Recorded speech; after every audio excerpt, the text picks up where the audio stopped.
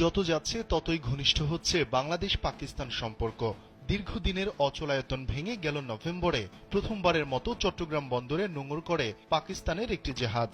এরপর খবর আসে ইসলামাবাদ থেকে 25,000 টন চিনি কিনেছে ঢাকা। আগামী মাসেই আসবে চিনির সেই চালান। এবার পরমাণু শক্তিধর এই দেশটির সঙ্গে চালু হতে যাচ্ছে সরাসরি ফ্লাইট। ফলে উভয় দেশ এবং দেশের মধ্যকার ব্যবসায়িক সম্পর্ক আরও জোরদার হবে বলে মনে করা হচ্ছে।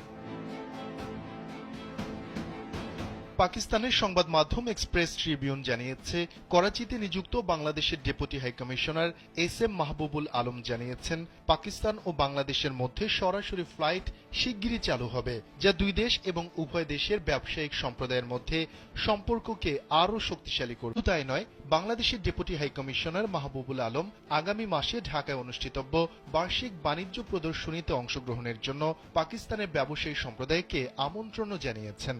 তিনি আশ্বাস দেন, এই ইভেন্টে পাকিস্তানের ব্যবসায়ীদের অংশগ্রহণের সুবিধার্থে ভিসা প্রক্রিয়া সহজতর করা হবে। এক্সপ্রেস ট্রিবিউন বলছে, হায়দ্রাবাদ চেম্বার পরিদর্শনকালে বাংলাদেশের ডেপুটি হাইকমিশনার এসব কথা বলেন। তিনি বলেন, বাংলাদেশের অন্তর্বর্তীকালীন সরকারের প্রধান উপদেষ্টা ডক্টর মোহাম্মদ ইউনূস পাকিস্তানের সঙ্গে বাণিজ্য বাড়ানোর সম্ভাবনাকে কাজে লাগানোর উপর জোর দিয়েছেন।